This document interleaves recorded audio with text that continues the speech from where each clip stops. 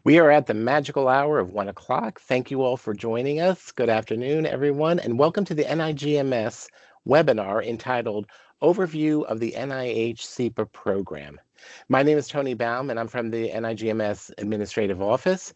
Now, before we get started, here are some housekeeping items to keep in mind. Today's webinar is being recorded, and said recording will be posted along with the presentational slides. We disabled the chat in favor of receiving your questions using the Q&A box. Now, more details on both these items will be in our presentation. Now, without further ado, I turn this meeting over to our first presenter, Dr. Latasia Jones. Take it away, Latasia. Thank you so much, Tony. Welcome everyone to today's informational webinar on the Science Education Partnership Award, or the SEPA program, which is associated with the Funding Opportunity Announcement, PAR-27-077. As mentioned, I am Dr. Latasia Jones, one of the assigned SEPA program officers from the Division of Training and Workforce Development at the NIGMS, or National Institute of General Medical Sciences, and I will be kickstarting this presentation. So before we begin, please note that today's session is being recorded, and the recording will be posted to the NIH Nexus calendar of events on the SEPA webinar page in approximately 2 weeks. During the presentation, please type any questions you have into the Q&A box rather than the main chat box. If time permits, at the end, we will hold an open Q&A session. As a quick disclaimer, this presentation and the accompanying slides are for informational purposes only. They serve as an overview and are not intended to cover every single required component of an application.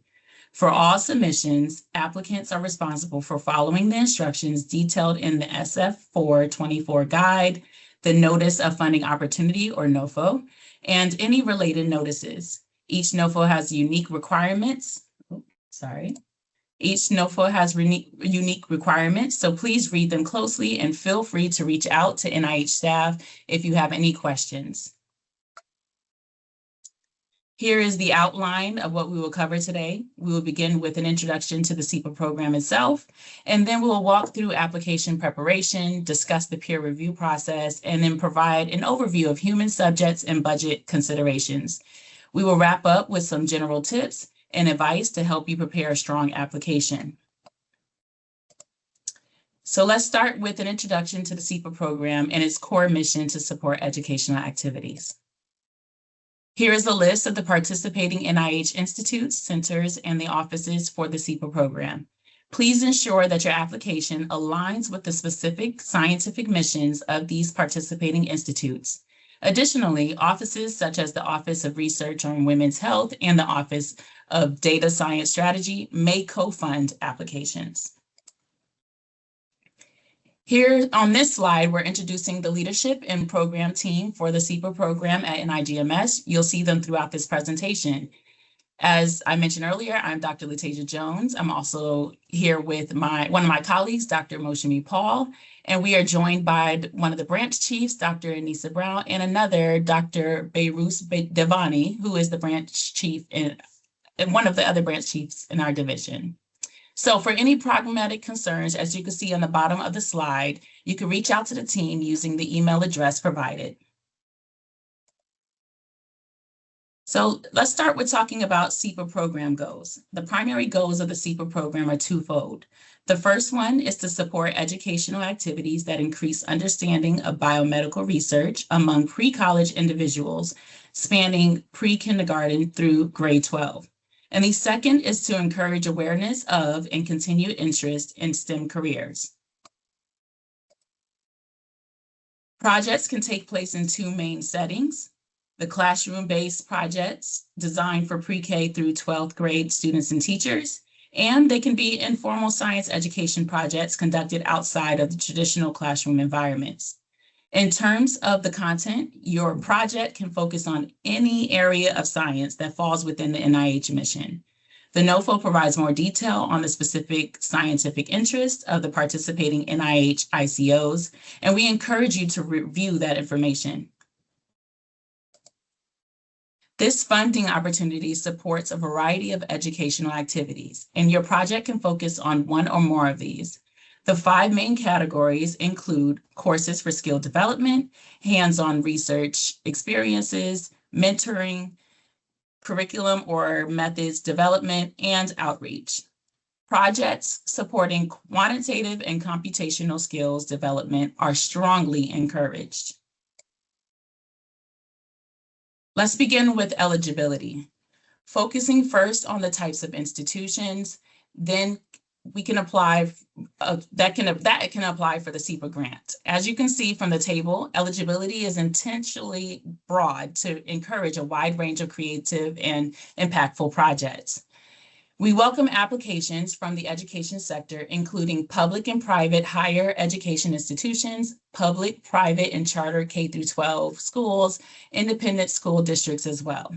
We also welcome state, county, city, and township governments, U.S. territories or possessions, federally and non-federally recognized tribal governments, and nonprofit and faith-based organizations such as 501c3s and non-501c3 nonprofits, faith-based or community-based organizations, public or Indian housing authorities as well. We also welcome for-profit organizations such as small businesses and for-profit organizations of all sizes. And we welcome Native American tribal organizations, regional organizations, focused research organizations as well. Please note that foreign institutions and foreign components are not eligible for the SEPA program. SEPA awards are expected to have strong science education and administrative leadership. Program directors or program investigators should be established investigators in the targeted scientific area capable of providing both scientific and administrative leadership, and are expected to monitor the program, assess outcomes, and submit required reports. A key rule to remember is that an individual may serve as a PD or PI on only one active SEPA award at a time. New applications are allowed if the project is distinct and there is less than 6 months of overlap with an active SEPA award. Renewals are not allowed within the SEPA program. Institutions with an active SEPA may submit additional applications if they address a different biomedical research area and have different PDs or PIs. Organizations serving as SEPA contractors or consortium partners may apply if the proposed project is independent of the existing SEPA and has a different PD or PI. Program faculty, including researchers and mentors, should have expertise and experience that directly align with the activities proposed in the program. For SEPA, the participants should be pre-college students and teachers. These programs are designed to strengthen STEM education and biomedical science literacy before students even enter college, while also supporting educators who can also bring this experience back to their classrooms. Applicant organizations are responsible for developing clear participant eligibility and selection criteria. These criteria should be fair, transparent, and consistent with all applicable laws and institutional policies. Finally, it is important to note that unless there is a compelling justification based on exceptional relevance to the NIH mission, SEPA programs should be used primarily for the education of U.S. citizens and permanent residents. Now I will turn over the presentation to my colleague Moshimi to provide guidance on how to prepare your application. Thank you, Latasia. So in this section, we'll cover key components of your application and provide some advice on how to structure your proposal. Next slide, please. So let's start with the timetable. So this table shows the upcoming application due dates and corresponding review and award cycles. The next standard due date is September 25th, 2026, which would lead to a potential project start date in July of 2027. We have subsequent deadlines in January and May of each following year. A critical detail, as noted at the bottom of the slide, is that this funding opportunity, PAR-27-077, expires on May 26th of 2029. All applications for every deadline must be submitted by 5 p.m. local time of your applicant organization. and we strongly recommend submitting at least a few days early to allow time to resolve any unforeseen technical issues. Next slide, please. So here we have listed some essential advice for all applicants. First, it's critical to study the entire Notice of Funding Opportunity, or the NOFO, and any related notices very carefully. This document is the ultimate source for all requirements. Second, complete all required registrations for your organization as soon as possible. This includes SAM.gov, ERA Commons, and grants.gov. This process can take 6 weeks or more, so please do not wait until the last minute. Third, pay close attention to the review criteria in Section 5 of the NOFO. This section is essentially the rubric the reviewers will use to score your application, so you should write your proposal to directly address those criteria. And finally, as the last bullet point states, you must follow all instructions in the How to Apply application guide unless the NOFO specifically instructs you to do otherwise. Next slide, please. The core of your application is the Research Education Program Plan. This plan must be uploaded into the Research Strategy section of the SF424 form. As you can see from the list on the slide, this plan must include several distinct components, which we will detail in the upcoming slides. These are the proposed research education program, details on the program directors or the principal investigators, information on program faculty and participants, a description of the institutional environment and commitment, a plan for instruction in the responsible conduct of research, and finally, an evaluation plan and a dissemination plan. A key point highlighted at the bottom is that if you have had a prior SEPA award or have an active one that is ending, you are strongly encouraged to utilize your existing SEPA-generated infrastructure, partnerships, and evaluation tools for the new project you are proposing. Next slide, please. So this slide breaks down 3 key requirements for your research education program plan. First, the rationale. Your application must be strongly justified. You need to clearly identify the biomedical training gap your project will address, and this justification must be supported with both literature and baseline data to demonstrate the program's need. Second, the objectives. You must state specific and measurable short and long-term goals that align with the overarching goals of the SEPA program. Your approach must be evidence-based, and you should make a case for the regional or national impact of your project. And third, the scientific focus. Your program must align with the priorities of one or more of the participating NIH institutes or centers.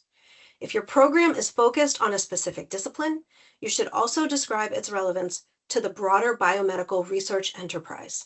Next slide, please. For the program director or principal investigator, the PD or the PI, you must first describe the arrangements for the administration of the program. You must also provide clear evidence that the PD or PI is actively engaged in research and/or teaching in an area related to the mission of NIH. They must demonstrate that they have the skills and experience to organize, administer, monitor, and evaluate the program. If you are proposing a multiple PD or PI model, you must describe the complementary and integrated expertise of the investigators, their leadership approach, and the governance plan for the project to show how the team will work together effectively. Next slide, please. Your program faculty are the individuals who will collaborate with the PD/PI to design and deliver the educational activities and to mentor and support the participants. The NOFO specifies that your faculty should have expertise that is aligned with the proposed program and should demonstrate a history of, or at least a strong potential for, success in their assigned roles. If you plan to include near-peer mentors, such as graduate or undergraduate students, you must clearly describe their roles in supporting the participants and, very importantly, your plan for their recruitment and training for their mentoring responsibilities. Next slide, please.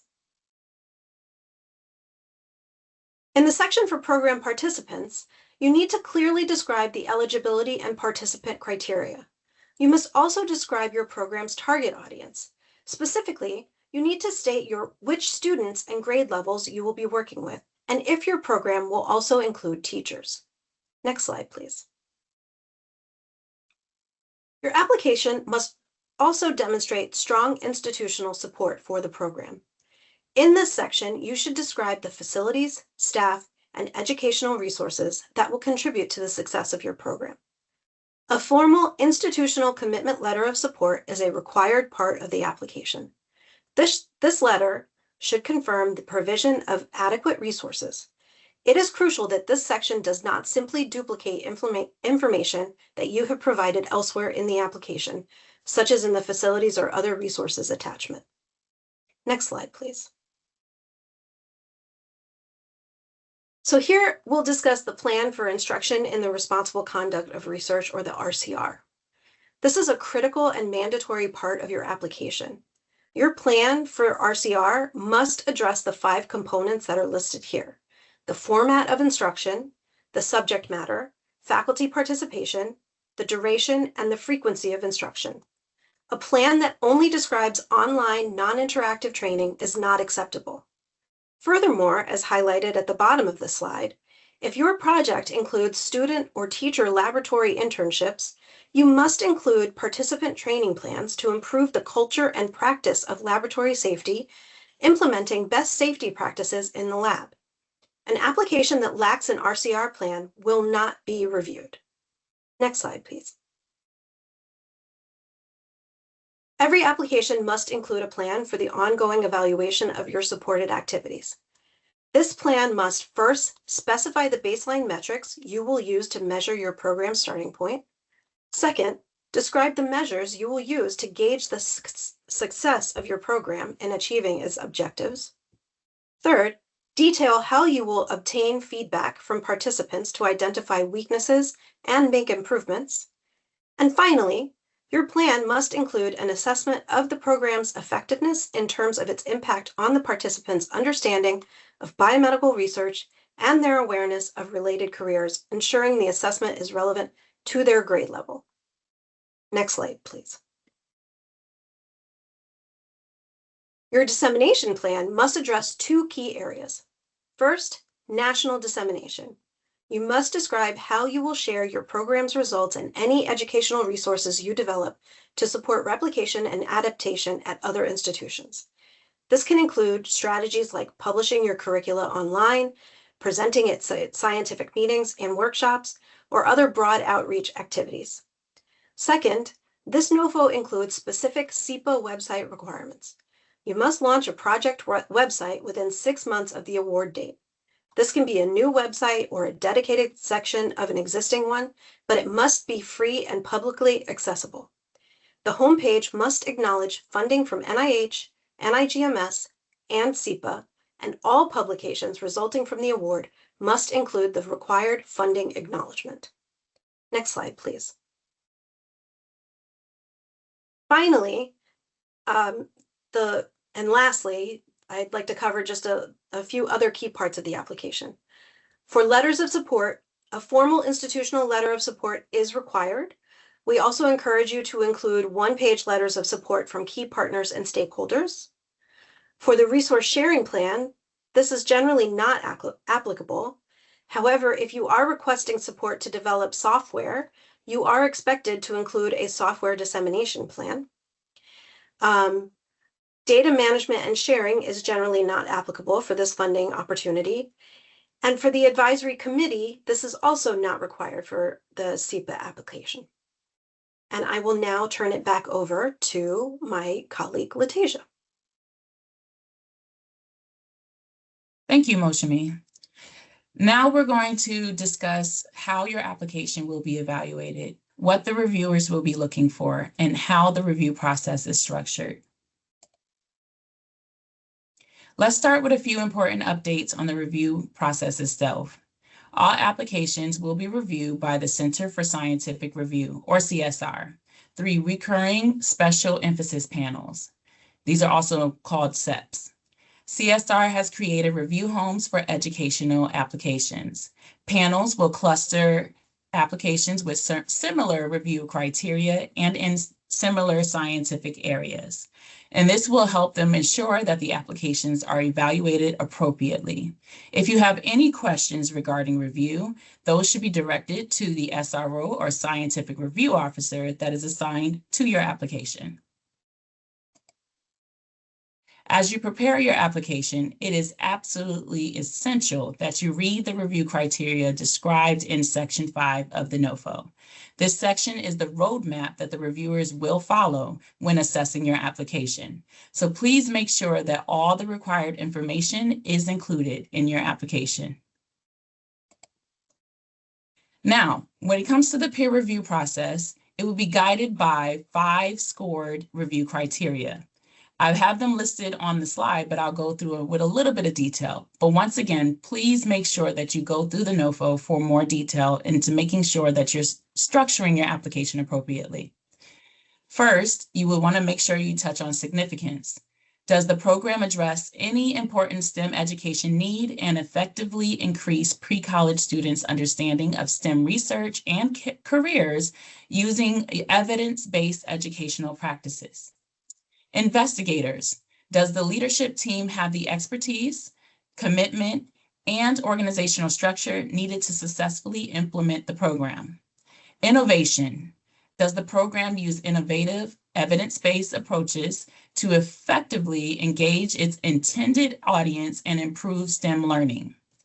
Approach, is the program well-designed with a strong educational framework, effective evaluation, participant recruitment, and a robust dissemination plan?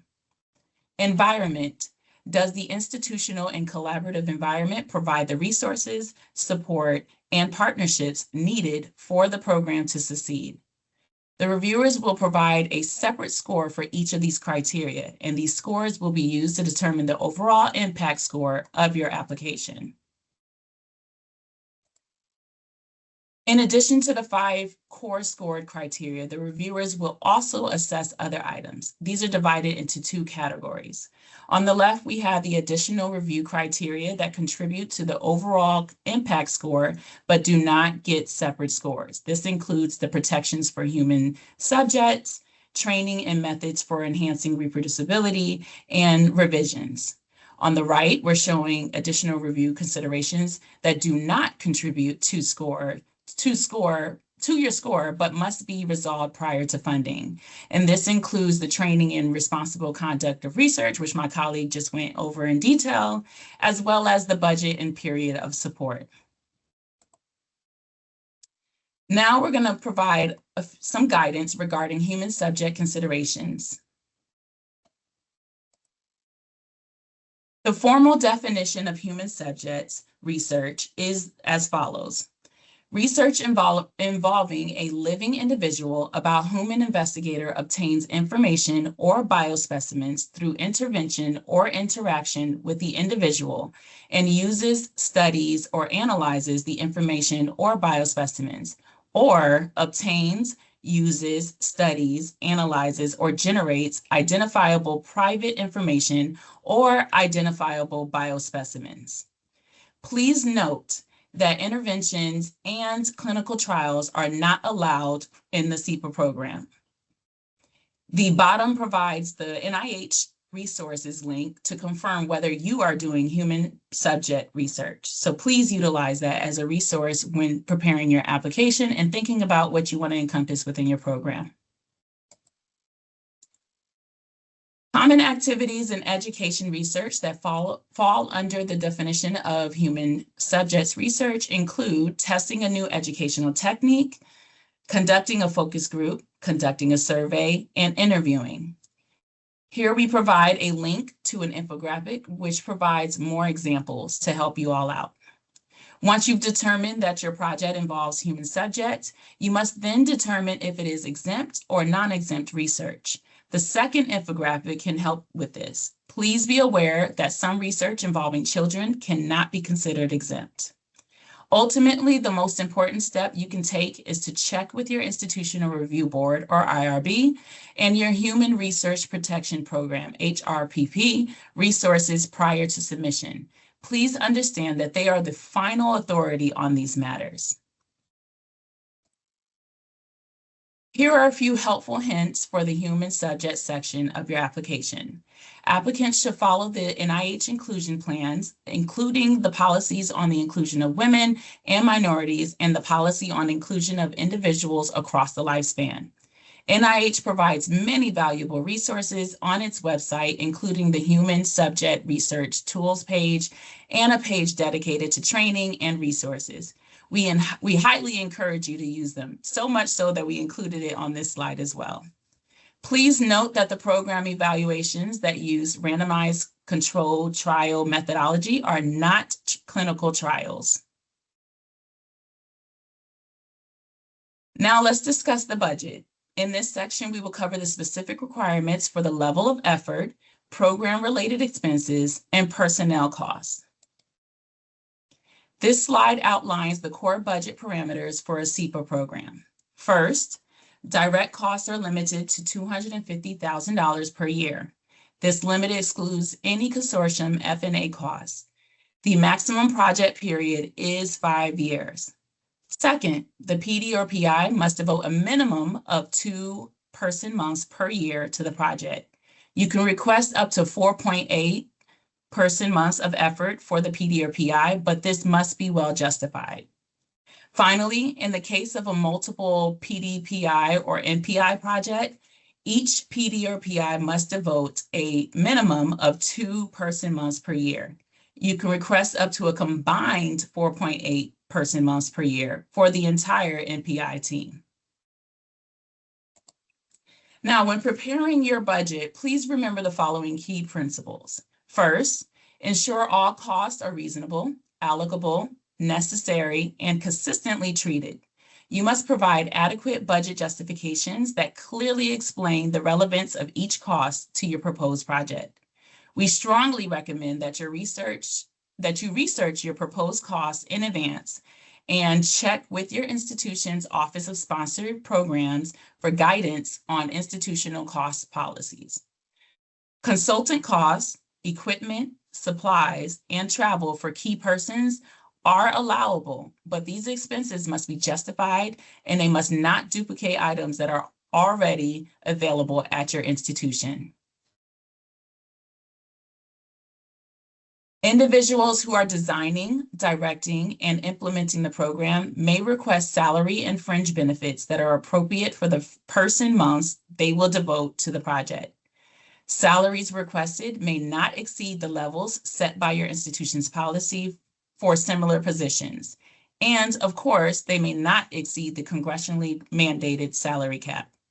A crucial point for academic faculty: if mentoring interactions are considered a regular part of individuals' academic duties, then any costs associated with that mentoring are not allowable costs from grant funds. We understand that budgeting can be very complex. So if you have any budget-related questions that we do not answer today, please use the Q&A box to submit them.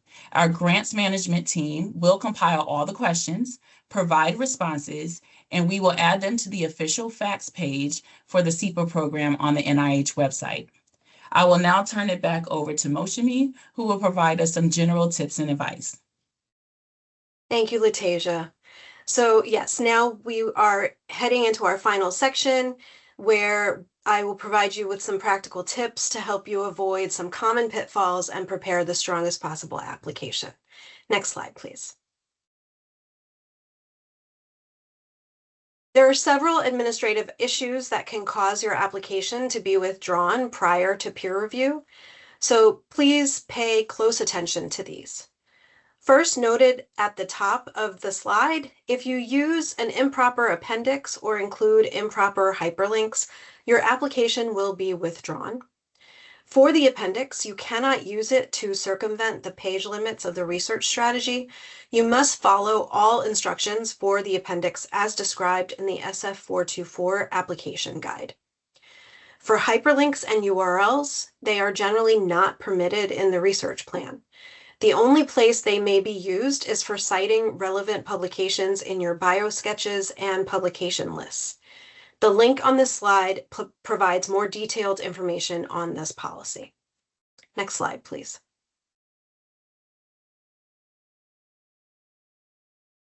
So this slide summarizes our best tips for preparing your application. The most important tip is to submit early. Always read and study the entire Notice of Funding opportunity. The NOFO is your guide to all instructions and review criteria. Make sure you have clear goals and feasible plans that are directly related to the NOFO.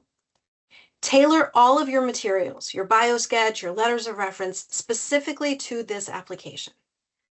Remember that program officers and scientific review officers are a resource. We encourage you to contact the program officer early in the process and send your biosketch and specific aims page. This can be very helpful for determining your eligibility and the responsiveness of your proposal to an institute's mission.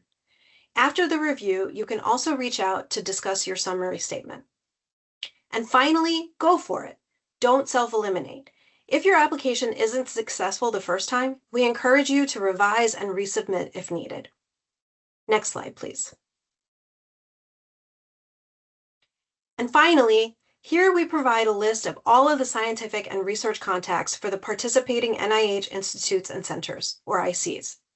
We strongly encourage you to identify the IC that is the best fit for your research area and to reach out to the relevant contact with any questions you may have about mission fit or specific programmatic priorities.